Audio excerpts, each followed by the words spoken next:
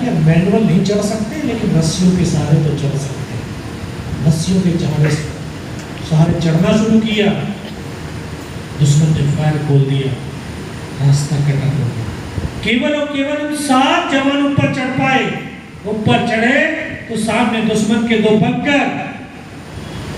हम 7 जवानों ने पलक झपकते ही अंधाधुंध फायरिंग खोला और उसने बैठे हुए तमाम पाकिस्तानी सैनिकों को मौत के घाट उतार दिया।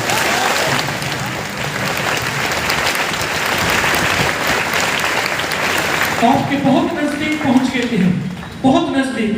टॉप मात्र 50-60 मीटर रहा होगा, लेकिन टॉप पर तो उनकी एक कंपनी का डिप्लॉयमेंट, एक कंपनी में 150, 150 और हम केवल 7। लेकिन हताश नहीं हुए, निराश नहीं हुए, लड़े उनसे, लड़ते रहे। फिर ऐसा भी पल आया कि एक कदम आगे रखते हैं तब भी हेड शूट है, एक कदम पीछे रखते हैं तब भी हेड शूट है, मरना सुनिश्चित हो गया। लेकिन मैं नमन करता हूं इस देश की माओं को, जो अपने बेटे और बेटियों को संस्कार स्वरूप कहती हैं कि सीने का दूध पिलाया है, सीने पर गोली खाना, कभी पीठ पर गोली मत खाना।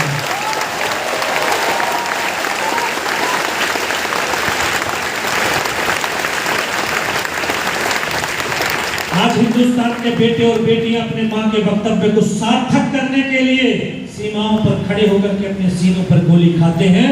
मेरे नौजवान साथियों, कभी भविष्य में किसी सैनिक का पार्थिव शरीर देखने का सौभाग्य मिले तो उसकी कफन को उठा करके देखना, उसके सीने पर गोलियों के निशान मिलेंगे, पीठ पर एक भी गोली का निशान आपको नहीं मिलेगा। और इतने तो आप बड़े समझदार हो गए हो, बड़े हो गए हो तो समझदार भी हो गए हो, दुनिया को जानने भी लगे हो और दुनिया के सत्य को भी आपका आभास होगा कि जो इस धरती पर आया है उसने मरना निश्चित है। जिसका जन्म होगा उसकी मृत्यु निश्चित है। लेकिन मृत्यु कायरों की तरह नहीं, डरपोक की तरह नहीं।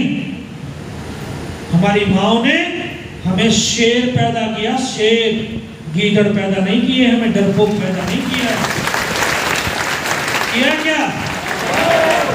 अगर हम इस तरह की कोई भी हरकत करते हैं तो हम अपने आप को नहीं, अपनी मां को कायर साबित करते हैं।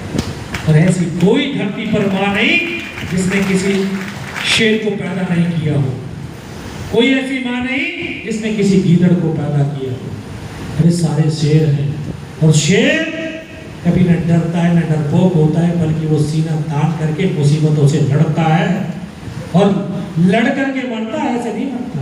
हमने भी सोचा है मरना ही तो है, मरेंगे, लेकिन ऐसे नहीं, लड़ करके मरेंगे और मार करके मरेंगे, ऐसे नहीं मरेंगे। लड़े हम 5 घंटे तक लड़े, और ऐसे हम 3 तरफ से दुश्मनों से घिरे हुए थे। अंधाधुंध गोलियों की बरसात चलती चली आ रही थी।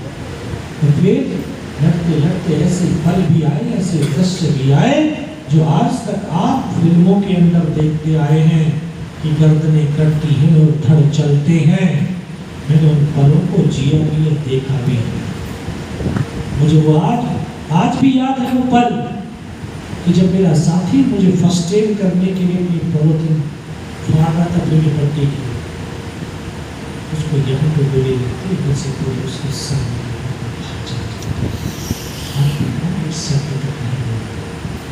बगल में बैठा था मेरा ट्रेनिंग का साथी, उसके मुंह से आखिरी शब्द क्या, वो क्या शब्द आज मेरे दिमाग में रहता है, आखिरी शब्द उसको बोलता है, उसको सीने में गोली आंखों पे लगती है, ये मुझसे बहुत की बहुत छोड़ के कोई कैसा लगता है। एक साथी आगे बढ़ते नहीं करते, बम गिरता है, उसकी यहाँ से गर्दन करके जमीन पर गिरती है।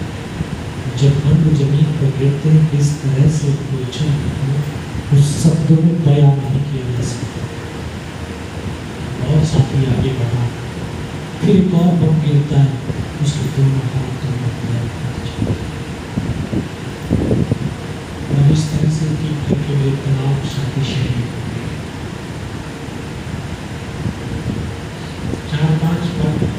40-50 पाकिस्तानी सैनिक उन्होंने ऐसे चारों तरफ से घेर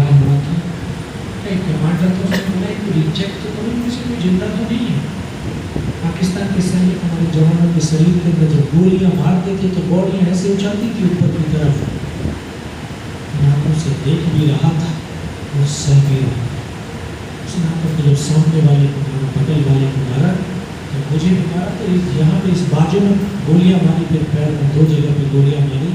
मैं देख रहा हूँ कि धुआं निकल रहा है और उस गोली की पीड़ को जो चारों तरफ से तो यकीन होगा कि इनमें से कोई चिंता है। कौन सा पी चल रही है, कौन सा पी? परफॉर्मेंस। आपकी परफॉर्मेंस कहाँ तक, ये शक्ति आपकी परफॉर्मेंस को कहाँ तक ले जा सकती है।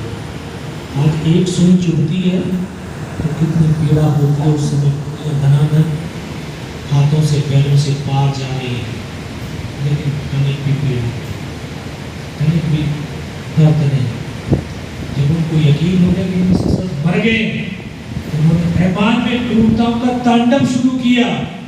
हमारी बॉडियों के अंदर उन्होंने पत्थर मारने शुरू करे, लात मारने शुरू करी और गालियां देनी शुरू करी। बहुत देर तक ये तांडव को सहता रहा, देखता रहा। फिर उनके कमांडर ने बोला कि इनके हथियार उठा लो और नीचे जो हिंदुस्तान का पोस्ट है उसके ऊपर भी हमला कर डालो। और हमले वाली जब कहानी बात सुनी तब एकदम से मन में आया, आज की पूरी टीम खत्म हो जाए। तब ऊपर वाले से एक ही प्रार्थना करी कि मुझे इतने जिंदा रख दे कि मैं अपने साथियों तक सूचना दे सकूं ताकि उनकी जिंदगी बच सके। तो ये सच है, अगर हम निस्वार्थ भाव, सच्ची श्रद्धा के साथ, सच्चे समर्पण के साथ उस शक्ति को जिसको हम अल्लाह, वाहिगुरु, कृष्ण, राम कहते हैं, वो साक्षात आपके सामने खड़े हो जाते हैं। इसका भी प्रमाण आज आपको मिलेगा। मारने लगे गोली, एक एक करके फिर गोलियां मारनी थी।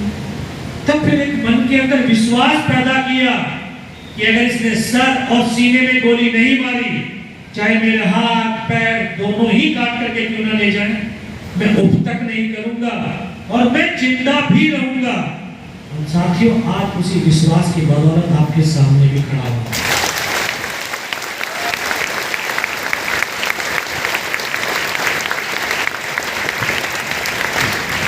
भाई गोली मारने लगे, फिर भी बाजू में पैर में गोली मारी, 2 कदम तक चला, फिर वो वापस लौटा। इन आंखों से देख रहा था सब कुछ।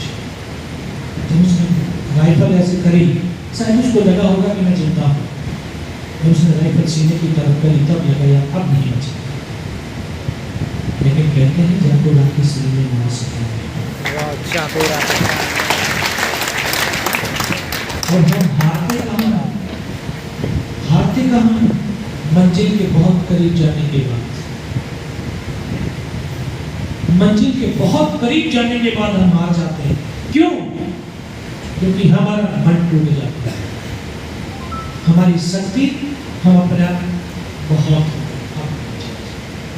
ये पता नहीं कि एक कदम चलने के बाद आपकी मंजिल वो बिल्कुल ब्लाइंड होती, ब्लाइंड, बिल्कुल ब्लाइंड, और वही आपके हौसले को तोड़ती है।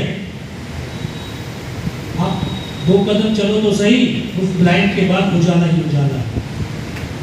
लेकिन हम तोड़ देते हैं अपने मन को, नहीं तोड़ा जाए, ठीक है, तो तोड़ते क्यों? पता क्यों? क्योंकि हम प्रेजेंट में नहीं जीते हैं। हम किस में जीते हैं? फ्यूचर में जीते हैं।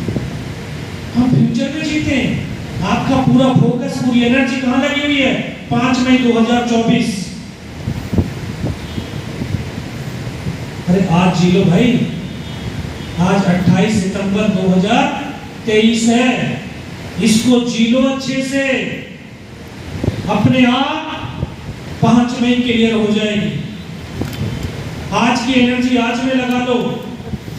और ये यूथ का सबसे बड़ा, यूथ का ही नहीं, पूरे दुनिया के लोगों का ही है, वो फ्यूचर में जीते हैं, एनर्जी को पूरी फ्यूचर में डाल देते हैं। फ्यूचर में डालो भाई। अगर पेड़ आज लगाओगे तो फल तो तब मिलेगा ना। आप पूरी एनर्जी कहाँ डाल रहे हो? फल खाने में। पेड़ तो लगाया नहीं, फल कहाँ से खाओगे? प्रोजेक्ट को जीना सीखिए, प्रोजेक्ट को। आज अभी इसी वक्त मुझे ये करना है तो करना है। अरे कल क्या होगा पता है क्या? पता है क्या? नहीं पता ना। तो इसलिए प्रेजेंट को जियो। और इस देश को भारत मां बोलते हैं, ऐसे नहीं बोलते। ये कंकड़ मिट्टी वाली जमीन है, ये सजीव है। मां बाप के अपने बेटों की वीरता, शौर्य, पराक्रम और बलिदान को कभी दफन नहीं होने देती। किसी न किसी एक को जरूर माध्यम चुनती है। शायद इस मां भारती ने मुझे वो माध्यम चुना होगा कि उसके बेटों ने जो वीरता, शौर्य, पराक्रम दिखाते हुए जो बलिदान दिया है उसको दुनिया तक पहुंचा सकूं। जब भी तो उसने गोली चलाई तो यहाँ पर पर्स रखा था, पैंट फट गई थी पीछे से चलते चलते, और उस पर्स में भी 5-5 रुपए के सिक्के पड़े हुए थे। शायद इस मां भारती ने वो सारे सिक्के इकट्ठे कर दिए होंगे, और जब गोली चली तो जाकर के सिक्कों पर ही लगी, गोली देखो जी।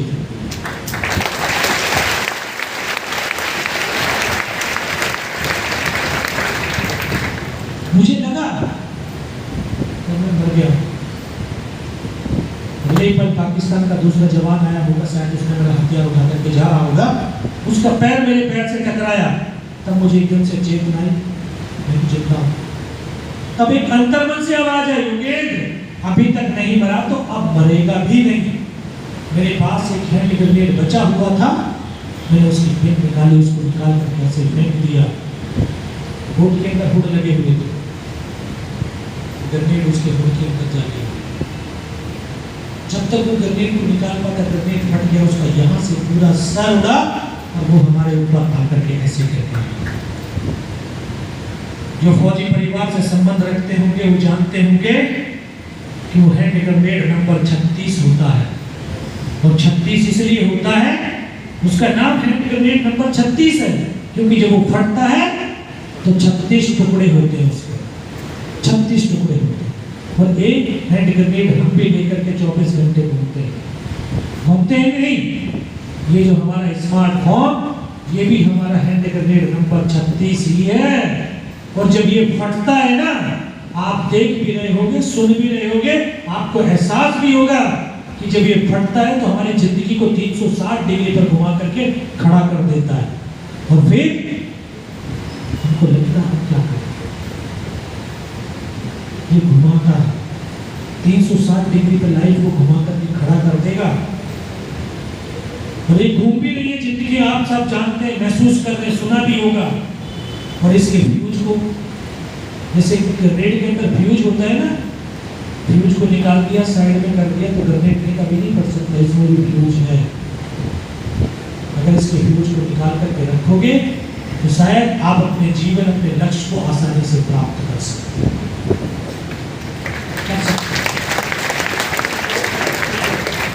चाहे वो हैंड ग्रेनेड नंबर 36 फटे, चाहे ये आपका स्मार्टफोन फटे, धमाके दोनों जगह होते हैं। होते कि नहीं? आवाज दूर दूर तक सुनती है। आपने बहुत सुन रखा होगा, रोज सुनते हो। तो वहां पर भी धमाका हुआ, जो पाकिस्तान के जवान थे उनमें खलबली मची कि इनमें से कोई जिंदा है। उन्होंने गोलियों की बौछारें शुरू कर दी, गोलियों की बौछारें शुरू हुई। बस वही एक पल था, वही मौका था। मैंने तो उसकी राइफल को उठाने की चेष्टा करी, लेकिन ये हाथ तो हिला ही नहीं। इस हाथ की पूरी हड्डी निकल करके बाहर था। बिना बाजू के शर्ट नहीं होती, ऐसे लटकती है, ऐसे लटक गई। तो कंधा हिला से बाजू तो हिली नहीं। फिर एक हाथ से राइफल को उसकी को उठाया, ऐसे पलटा खाया और ऐसे फायरिंग किया। 4-5 पाकिस्तानियों को मौत के घाट उतार दिया।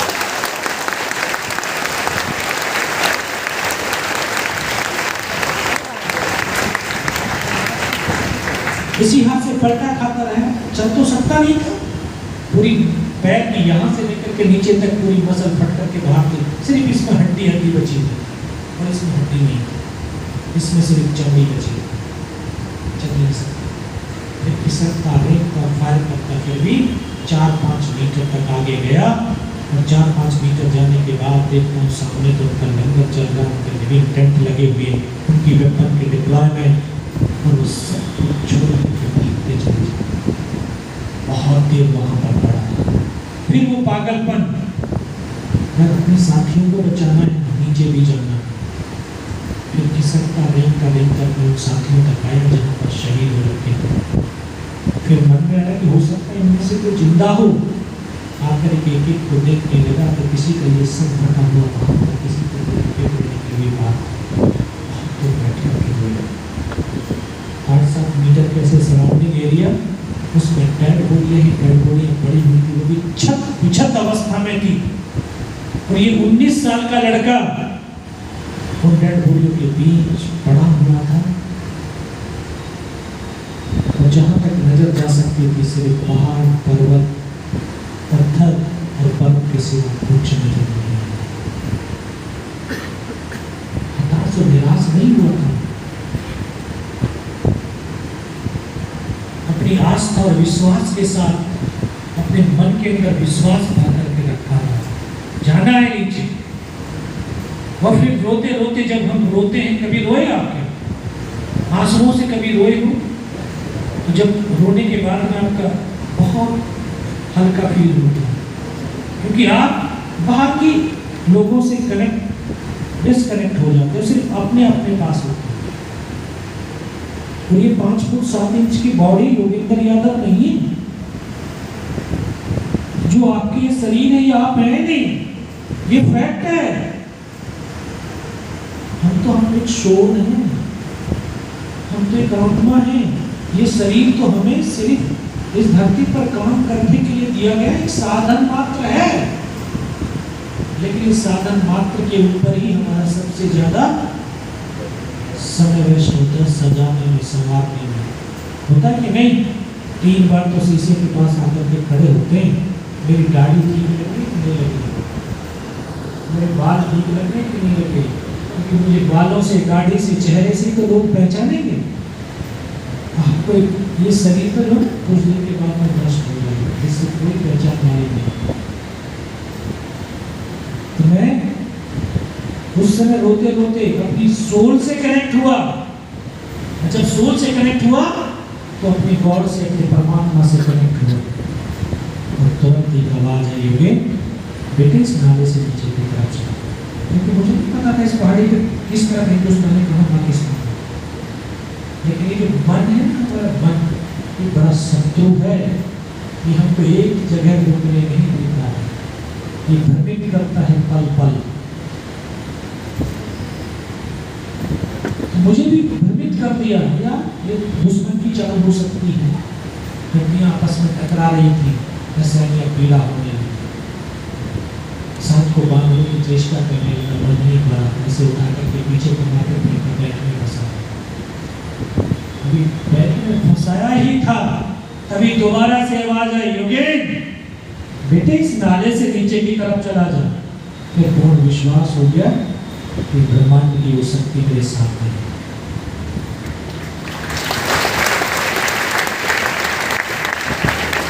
कोई संशय नहीं था।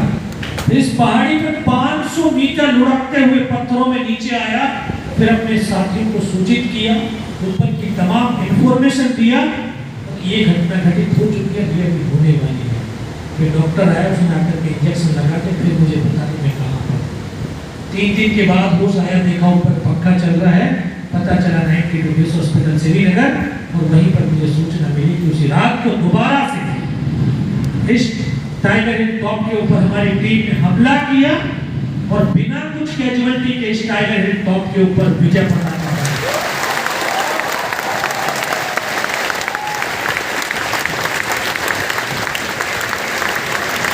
टाइगर हिल की जीत के बाद कारगिल युद्ध का युद्ध हो गया था, सीज फायर हो गया था, और आज हम 26 जुलाई को कारगिल विजय दिवस मनाते हैं। मुझे भी वहां से दिल्ली बेस हॉस्पिटल रेफर कर दिया गया और 16 महीने दिल्ली बेस हॉस्पिटल में रहा। 16 महीने के ट्रीटमेंट के बाद वापस भारतीय सेना में गया और 25 साल सेवारत रहा, और 31 दिसंबर 2021 को सेवा निवृत्त हुआ, लेकिन अपने कर्तव्य और दायित्वों से निवृत्त नहीं हुआ। ये तमाम वो वेपन जो यहाँ से रिकवर किए गए, हमारी यूनिट के 2 अफसर, 2 जेसीओज और 30 जवानों ने शहादत दी, और 527 मां भारती के बेटों ने कारगिल युद्ध के दौरान हम सब के लिए, इस राष्ट्र के लिए अपने प्राणों की आहुति दी। नहीं पूछोगे हमारे तो 527 शहीद हुए, लेकिन पाकिस्तान वाले कितने मारे गए? 6500।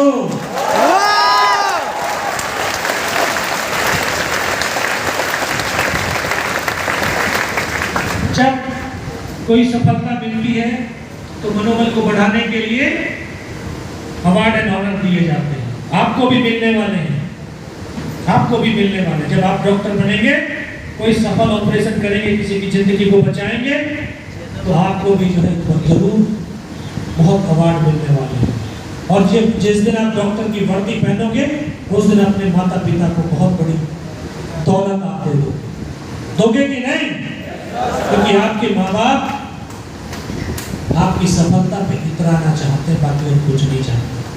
जब इस दिन कोर्ट की उसकी डॉक्टर की वर्दी पहन करके माँ के पास जाओगे, माँ के आंखों से खुशी के आंसू होंगे और बाप इस कॉलर को पकड़ कर ऐसे गर्व करेगा, ये मेरा बेटा है।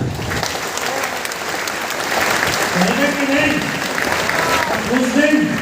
उस दिन उसको दुनिया की तमाम दौलत मिल जाएगी, जिस दिन कोई दूसरा उनको कहेगा अरे डॉक्टर अंकित के फादर जा रहे हैं। नहीं, उस दिन सबसे बड़ी दौलत उस बाप को मिल जाती है। तो उस दिन जब हमें भी ये अवार्ड मिले, एक परमवीर चक्र, 2 महावीर चक्र, 6 वीर चक्र, एक युद्ध सेवा मेडल, 16 सेना मेडल और तमाम अवार्डों से अलंकृत किया गया। ये वो परमवीर चक्र मेडल है। इसमें इसकी खास विशेषताएं सर ने आपको बताई थी, लेकिन इसमें एक और चीज है, बीच में अशोक स्तंभ और 4 तरफ क्या है? वज्र का निशान है। वज्र इंद्र का हथियार, और इंद्र ने किससे बनाया था? दधीची की हड्डियों से बनाया था। ठीक है, तो ये मेडल दर्शाता है, बताता है कि युद्ध के मैदान में जो सैनिक त्याग, वीरता, शौर्य, पराक्रम की पराकाष्ठा को प्राप्त करते हुए शत्रुओं का नाश करता है, उस सैनिकों को ये अवार्ड दिया जाता है। ये महावीर चक्र है, ये वीर चक्र है, ये हमारे उस समय के कमांडिंग ऑफिसर, ये सेना मेडल, और ये मां भारती के वो सपूत जिन्होंने अपने जीवन की हर सांस को और लहू की हर बूंद को इस राष्ट्र को बर्बाद कर दिया। उनको हम नमन करते हैं, वंदन करते हैं। और दोस्तों, पूरी दुनिया बड़े गर्व से कहती है कि भारत युवाओं का राष्ट्र है, और सच में युवाओं का राष्ट्र है। 65% युवा है, 65%। लेकिन बस विडंबना इतनी है इस यूथ को कि 80% उसको ये पता नहीं कि सूरज कितने बजे निकलता है।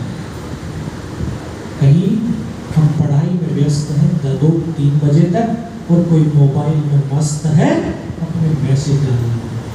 नहीं होगा कि नहीं? जितने अभी सबने वीडियो बनाई है, ये जाकर के जाएंगे और रात भर फिर देखोगे कितना लाइक हुआ। और एक इधर से एक दोस्त ने जो ना खड़े होकर के बनाया, ये मेरी वीडियो सबसे अच्छी है ना? बहुत बढ़िया बनाई है उसने, उसका बहुत ज्यादा कमेंट आने वाले हैं, इसलिए रात भर जगेगा वो। ठीक है, इसलिए मैं आपसे कुछ कहना चाहता हूँ, कुछ आपसे मांगना चाहता हूँ, आपसे एक वादा चाहता हूँ कि आप अपनी जीवन की शैली को अगर बदली करोगे, करना चाहते हो